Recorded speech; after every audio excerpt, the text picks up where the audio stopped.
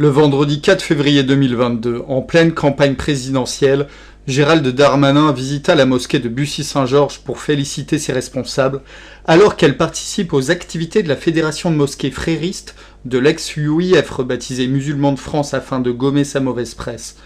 La mosquée reçut le prix Faisal Mailaoui de l'UIF en 2012, alors que cet idéologue libanais des frères, mort en 2011, soutenait les terroristes du Hamas et rappelle dans ses livres le nécessaire combat contre les non-musulmans qui ne souhaitent pas se soumettre. La mosquée héberge une librairie qui diffuse la littérature des frères musulmans cautionnant le djihad armé. Nous vous l'exposerons après avoir écouté Gérald Darmanin. C'était aussi pour discuter avec des responsables d'un culte qui, à Bussy-Saint-Georges, force le respect, d'abord par l'action de la mairie et des élus locaux, puisque nous sommes une esplanade des religions où tout le monde se fréquente, mais aussi parce qu'ils ont particulièrement été travailleurs et attentifs et force de proposition dans le cadre des assises départementales de l'islam que j'ai lancées avec le président de la République. Moi, je suis très satisfait. Je trouve un très beau signal, un très beau symbole. Je ne suis pas venu pour l'esplanade des religions, je suis venu pour la mosquée, mais dans une esplanade des religions. Et je constate évidemment cette concorde qui n'est pas.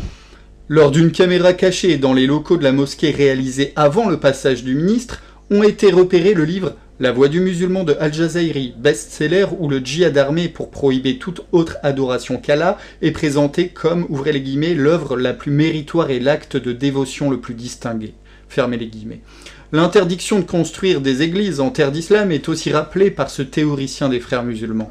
En plusieurs exemplaires ont été trouvés La science des priorités de Youssouf al-Qaradawi, où on lit que la formation islamique des jeunes est un préalable à toute exhortation au combat sur la voie de Dieu, lequel combat fait du recours aux armes le moyen de procéder au changement de la société et à l'instauration de l'État, fermez les guillemets, un État islamique évidemment. On visionne aussi un livre faisant l'apologie du takfiriste Sayed Qutb, référence d'Al-Qaïda, édité par une maison d'édition pourtant interdite par le ministre de l'Intérieur, ce qui ne manque pas de piquant avec cette visite de Darmanin. Dernière illustration de la radicalité de ceux qui choisissent méticuleusement les livres de ce lieu, les tomes de la somme de jurisprudence du frère musulman égyptien Sayed Sabiq, mort en 2000, appelé le Moufti du sang dans son pays, le Fiqh al-Sunna, vendu en Arabie, exige de faire payer une taxe islamique aux chrétiens, même à ceux ne résidant pas en terre d'islam, faute de quoi ils peuvent être faits prisonniers ou mis à mort. On lit aussi dans le chapitre consacré au combat, la communauté musulmane est celle qui a été mandatée par Dieu afin de faire triompher sa religion, libérer les peuples et les nations. L'islam réprouve la faiblesse et l'acceptation passive de la paix tant que la communauté n'a pas atteint son objectif et réalisé son but. Un but de domination, donc évidemment, précisons-le.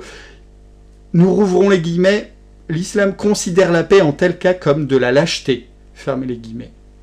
Et quelques lignes plus loin, on lit « L'islam ne conçoit la paix qu'en position de force ». Enfin, il est légal de mentir et de ruser avec les non-musulmans. Leurs déclarations d'adhésion aux grands principes de la République sont donc à prendre avec des pincettes. Il est incroyable que les services de l'État n'aient pas briefé Gérald Darmanin quant à l'orientation de cette mosquée, promouvant l'idéologie totalitaire des frères musulmans que les islamologues définissent comme salafistes réformistes. L'intérieur souffre d'un manque de spécialistes de l'islamisme en son sein. Cette mouvance contrôle pourtant environ 200 mosquées, dont celle de Beauvais, fermée seulement 6 mois, alors que l'imam valorisait le djihad selon les motifs de sa brève fermeture. Le Conseil constitutionnel, aux mains d'une majorité de personnalités de gauche et bien pensantes, refuse toute fermeture définitive au nom de la liberté de religion. Il suffit aux associations cultuelles d'écarter de la composition de leurs bureaux les responsables qui ne camouflent pas assez leur radicalité. Et pour finir, scandale dans le scandale, cette mosquée héberge une école primaire, une classe de CP, une classe de CE1 ont ouvert à la rentrée 2022 avec l'accord de l'Académie de Meaux et du ministère de l'Intérieur. Ça peut paraître incroyable, mais cette école s'appelle Avenir Val-de-Bussy. Voilà, ça fait beaucoup d'informations pour une seule mosquée. Si vous voulez en savoir plus, se reporter à notre ouvrage Mosquée radicale, ce qu'on y dit, ce qu'on y lit, ainsi que les frères musulmans dans le texte, regroupant tous les textes fondamentaux et les discours des guides suprêmes de la confrérie mondiale islamiste. Vous pouvez également consulter notre site internet Observatoire de l'islamisation qui reste à la pointe de la information sur l'islamisme en France depuis 2007 déjà.